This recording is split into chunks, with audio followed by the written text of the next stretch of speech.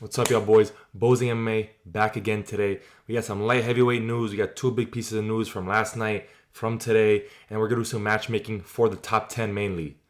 First up, Jiri versus Ulberg is in negotiations. Yesterday on the left, Stand 'Em Up posted this, that Prochazka versus Ulberg is trying to be made for Miami, April 11th, UFC 327. Only as a light heavyweight bout, though, for a title eliminator. Did not say for a title, and Jiri kind of confirmed that. He said that the fight is in negotiations with Carlos Ulberg.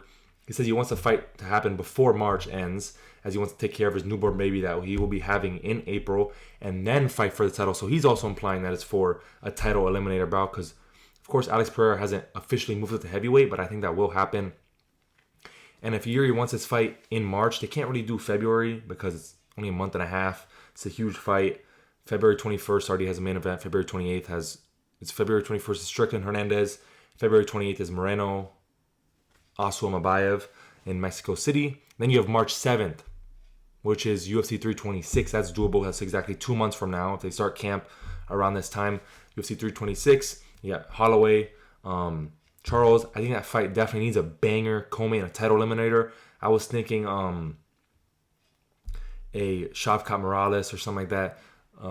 Shavkat JDM, Shavkat Prates, Shavkat Usman. I want Shavkat on that card, in my opinion. 5-round co-main event for a title eliminator in the welterweight division. But this is perfect as well. I think a big 5-round fight should be made as a co-main there. This fight is 100% to be made. But if it gets upgraded to a title fight because Alex is vacating or something, which I think he will, this fight does not. If Alex is staying at heavyweight, light heavyweight, this does not make any sense. It would be either one of them fighting for the title. Because what are you gonna get? Ong 3. A Murzakanov. No. You either want Ulberg, who's very deserving. Will be a fun fight, in my opinion. But then Prochazka 3. Obviously, he's already beat him twice, dominated him in the second fight, but that's more entertaining and more exciting for me than an Ong 3 or Murzakanov. So I think 326 will be the spot for this. The only other confirmed dates in March, I think, is the 20. I think 14th is in the Apex. Oh no, February 28th is in Seattle. March 28th, I think, is in Mexico. And then you have March 21st. I don't think has a date yet. They might be taking one of their breaks because they're going nonstop from January, February, March. So I think 326 is the spot to put this card. Maybe you do it April 11th in Miami. If Jiri wants to push it back, there's nothing else. But I think this fight will be upgraded to a title fight. So next to me, the news, we got Azamat Murzakonov has a fight booked via Hashe MMA, but they can't say the opponent's name yet. I've seen this account, Hashe MMA, multiple times, and they're definitely reliable. And who would Murzakanov fight? He's number 6 right now, just beat number 11. If Jiri and Ulberg is made, that leaves Ankalaev, that leaves a Khalil Roundtree, that leaves Blachowicz above him, which I think Khalil Roundtree is going to be taking some time off. Just took a shit ton of damage again. It would not be good for him to come back early, in my opinion. Yet Jan Blachowicz, it's only one above him. He doesn't really do much. He hasn't won in years. I don't think that does something for him after the role he's been on of just knocking people out in the first round, especially the performance against Rakic. You could do him against Ozdemir, but again, that's fighting down. Guskov fighting down. Jamal Hill, but I'm not including Jamal Hill in this video because he's going to be out until I think late 2026 due to knee injuries again. He's terrible luck. So I think the only option is Azamat Murzakonov versus Ankalaev. And for a title eliminator bout, because I think Alex is going to move up. Jiri Ulberg is going to be upgraded to a vacant title, and then Murzakanov, Ankalaev, number 1 contender fight. They fight the winner of Ulberg, Jiri, third quarter 2026, maybe later in the year, like a December, November, but we'll see. On to the matchmaking. I think we're going to do Alex Pereira versus Sirgan, move up to heavyweight. I think Alex needs to do it. Beating Jiri for a third time, beating Ulberg, who's a kickboxer, doesn't really do. I know Sirgan's a kickboxer, but it's heavyweight. I think it doesn't make any much sense for him to stay at light heavyweight. He's ran through all these guys. There's no one really super intriguing, any bad matchups for him like an Ankalaev. So I think he should move up to heavyweight, go fight Sirgan, beat Sirgan, and then get Tom Aspinall, beat Tom Aspinall. Next up, again, vacant title, Jiri Ulberg. It's already in negotiations. I think this one will be confirmed. It makes a lot of sense. Like I said, if it's like, it has to be a vacant title. I don't see how Alex fights anyone else other than one of these guys. So I think he's going up to heavyweight. This fight needs to be made. Then Azamat Murzakonov versus Magomed Ankalaev. Again, number 1 contender fight. And based on Jiri Ulberg, I think Jiri wins that. Let's go back real quick. I think Jiri wins this by round 3 knockout. I could see sometime in round 2, maybe around 4. I don't really see it going that long into the championship rounds, but I think Ulberg's going to start out good. Just how every opponent does against Jiri. Jiri's the comeback king. I think Ulberg's going to start out good. Ulberg wants to keep that range. He wants to work his jab, his leg kicks. He wants to counter you if you come in, kind of just, that's it. Circle out maybe a little bit. He does circle out with his hands, with his chin a little high. I think Jiri could find it there, but I think what's going to happen, you saw the last time Carlos Ulberg lost was against Kennedy and Jacek. I think that's how you say his name. He's a bit of a can. I like Kennedy, but he's a bit of a can. We've seen that heavyweight with his last few fights, and it was a gas tank issue. He kind of just threw too much, gassed out. I think it was at the end of the first round. Got knocked out against the cage in the boxing ranges. I think that's what Jiri will do. Get him against the cage and knock him out there with some hooks. Because Ulberg, he doesn't like to get in that fire. He doesn't like to get in that chaos. And you know Jiri thrives there.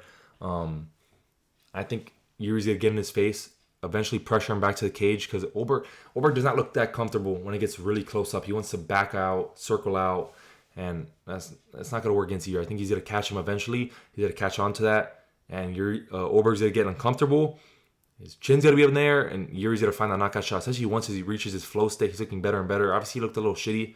First 2 rounds of that Khalil fight, tripping over himself, sliding everywhere. Looked like Bambi. Looked like he just got new legs.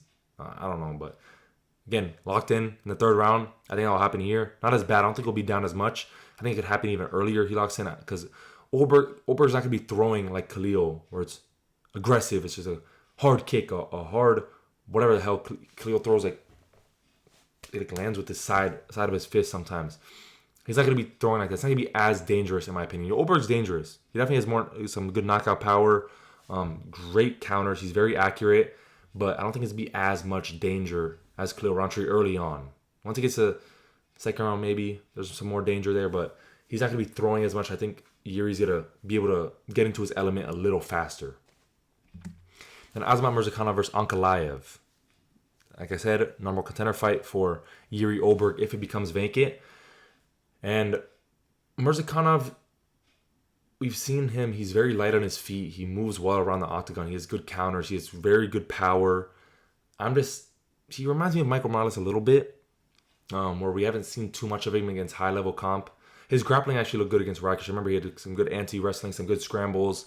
So he could knock out Ankalaev. I think it would have to be early within the first 2 or 3 rounds. I'm just worried. I'm just wondering about his cardio, because he does bounce around. He bounces around a lot. He's a thick dude, and usually guys that light heavyweight, they don't have that type of cardio to be bouncing around. Most of them. And maybe we see an Ankalaev decision, Ankalaev late TKO. I don't know, because Ankalaev is like, he's like one of those fighters like people forget. He has one shitty performance, so he gets knocked out. Like it's like JDM. JDM gets ragdolled. DDP gets ragdolled. Does nothing in their fight. Kind of same thing, they just get shut out. Now, Ankalaev's was 80 seconds, but JDM, DDP, those were 25 minutes. So people kind of forget. People forget, man. I had to pull that out. But, and I think that could happen here with Ankalaev. He's still one of the best light heavyweights in the world, 100%. And he's still very good defensively as well. So I think I would lean his way, maybe a late finish or a decision if this is 5 rounds. If it's 3 rounds, I don't know. 3 rounds is tough, actually. I think about it. I was thinking about this in the 5-rounder. 3 rounds is very difficult. Maybe Murzakanov comes out more aggressive and gets to finish early, which he could. Or Ankalaev goes to decision. But I think I would lean Ankalaev decision in both cases. 29-28 or like 49-46, 48-47. But this is one I'd have to go watch film on, just because you do forget when someone gets just shut out like that. So next up, I think Jan Blachowicz and Volkan Ozdemir will happen. They both were teasing fight news recently. Jan Blachowicz posted, shit, here we go again. A little gif. Maybe he's fighting Guskov again for a rematch, but I don't really know. I don't really care for that fight again. It was a fun fight, but I don't know. And then Ozdemir was also teasing fight news. He just obviously had the first round knockout over, what's his name, Menafield. And this is an interesting fight. They've never fought before. They've been around for a while, both of them. They never fought. And I think this makes sense to think Blachowicz number 5, Volkan's number 8, just be number 15. And Jan Blachowicz just drew with number 10, so he needs to fight down a little bit, I think, or fight around. But I think Ozdemir takes this one. He looked good last fight.